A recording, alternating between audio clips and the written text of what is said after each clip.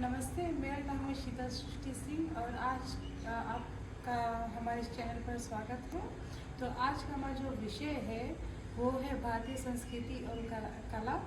और आज की हमारी जो साक्षार्थी है वो है भोने दयाल मेमोरियल प्राइमरी स्कूल की कल्चरल टीचर मैडम करुण। नमस्ते मैडम, आपका इस चैनल पर स्वागत है।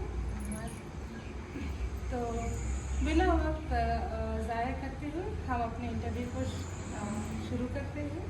तो जब आप भारतीय संस्कृति शब्द सुनते हैं तो आपके मन में क्या ख्याल आता है?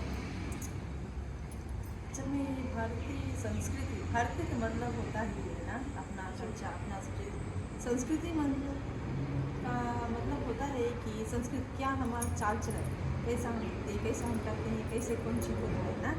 तो संस्कृति हमें दिखाती है कि हम कैसा व्यक्ति है ना।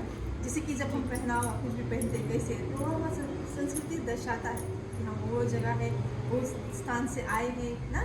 जैसे कभी कभी पहनावा देख कर जाने ये इस जगह से, ये उस जगह से ना। तो यही हमारी संस्कृति सिंपली है। संस्कृति हमारे लिए हमारी पहचान है।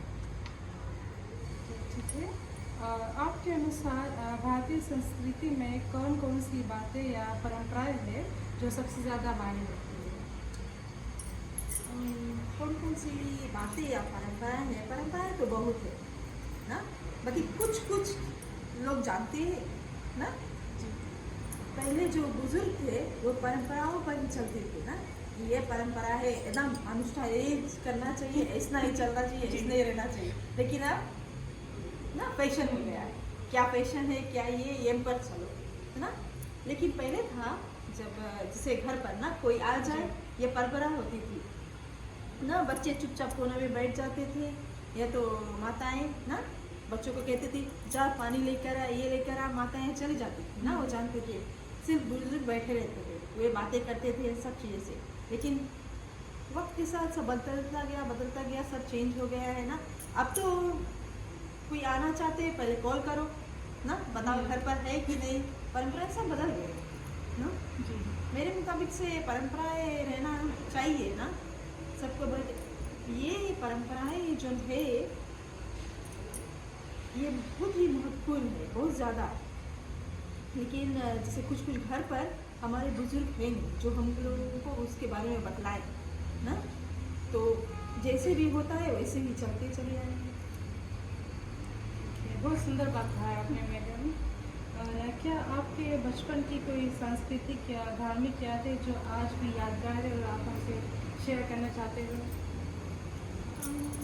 वैसे तो कई है, फिलहाल एक मुझे जो याद आ रहा है वो है जब हम अपने नानी के घर रहते थे ना।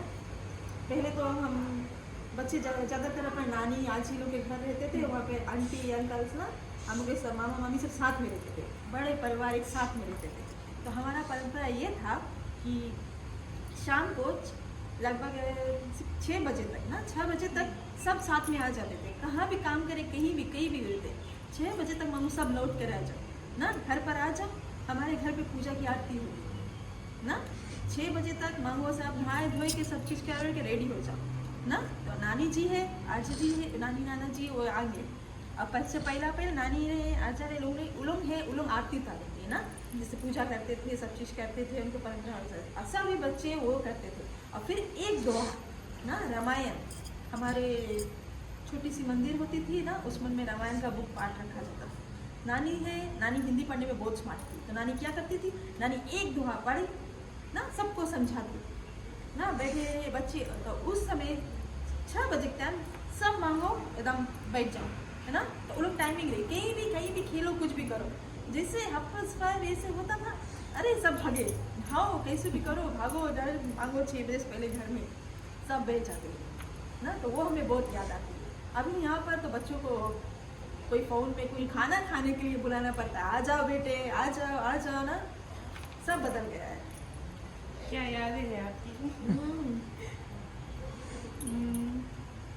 क्या आपको लगता है कि आज के युवा पारंपरिक कला, गीत, नृत्य या फिर रीति रिवाजों से जुड़े हुए हैं? बहुत कम।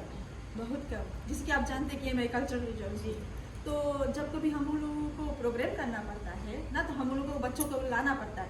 तो एक एक क्लास में जाना पड़ता है, बच्चों को बोलना पड़ता है ना कि तुम लोग, एक छोटा सा बच्चा, कुछ बच्चे हैं जो बजाना चाहते हैं, उनमें उत्साह है।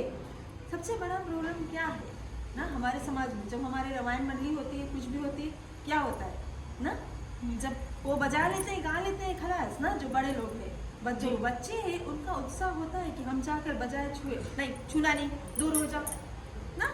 तो कैसे सीखेंगे बताइए, कैसे सीखेंगे, है ना? जब वो छुएंगे नहीं, बजाएंगे नहीं, देखेंगे नहीं, तो कैसे सीखेंगे? यहाँ पर यहाँ पर हम बच्चों को बुलाते हैं, जब इसे क्लास बाय क्लास कवर होता है ना, तो एक बच्चा बैठता है जो जो करना चाहता है, कुछ छूना चाहता है, बजाइए, ट्राई करिए, तब उनके उत्साह बढ़ेगी, फिर आगे चलकर वो और करना चाहेंगे ना। ऐसा नहीं कि तुम नहीं कर पाए, तुम नहीं, उत्साह बढ़ाओ, करो, थोड़ा थोड़ा करते करते बहुत करेंगे ना। जी, बॉलीवुड फिल्मों और आधुनिक संगीत का हमारे संस्कृति पर क्या प्रभाव पड़ सकता है? बहुत ज़्यादा प्रभाव पड़ा है ना, स्पेशली जो आजकल के गाने है ना, जैसे हम लोगों को बच्चों को सिखाना है ना, उसमें कुछ वैसा हो रह जाता है, वो थाली पकड़ लेता है ना। तो घूम कर जब वो बोलता है, जब गाना में बोलता है तो डिफरेंट लगता है, जब वो वर्ड पकड़ लेता है ना, एक वर्ड हम बोलना नहीं चाहते, सिर्फ अभी बोलना नहीं चाहते, तो वो बच्चा एक दूसरे को बोलता है, कैसे लगता है आपके सामने खड़ा होकर वो बोले ना, वो समझ नहीं पाते कि उसका अर्थ क्या है ना।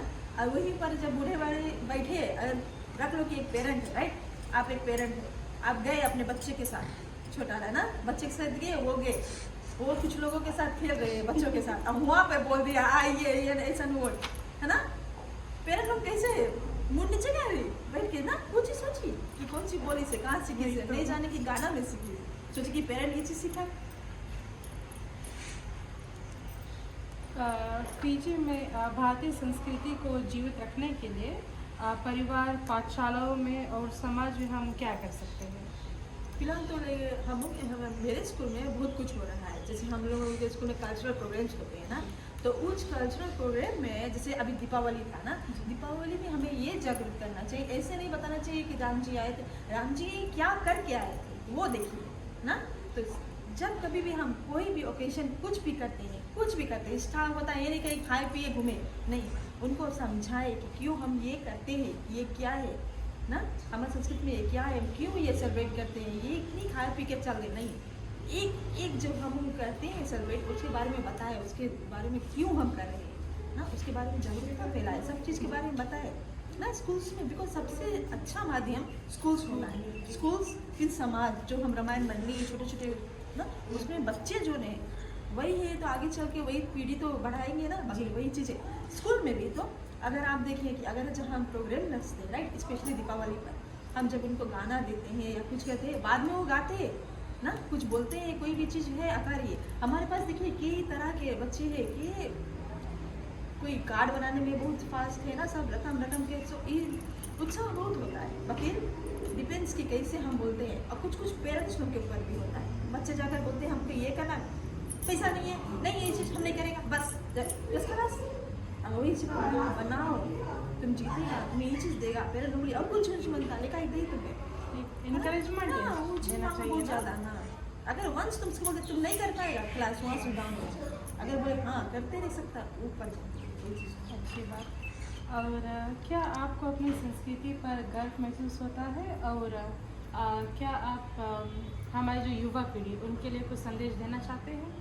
मुझे अपनी संस्कृति पर बहुत ज़्यादा गर्व है ना, बिकॉज वही हमारा नींव है ना, उसी पर तो हम खड़े नहीं है, तो खलास कैसे मैं अपनी पहचान बताएं, हमारी संस्कृति हमारी पहचान है, ये हम जानना चाहिए ना, हमारी संस्कृति हमारी पहचान है, अगर हम ये नहीं जानेंगे तो हमारी पहचान क्या होगी ना। अभी हम कहते हैं हम पीजी वाले हैं ना, वही ना पीजी वाले हैं ना, बाकी हमारी अगर हम बोले कह दें कि हम पीजी वाले, पीजी बोलेंगे तो एक बोल देंगे कुछ बोल चाल, हमको कुछ मालूम नहीं है ना, अपना ही नहीं मालूम है, तो क्या है, कुछ नहीं।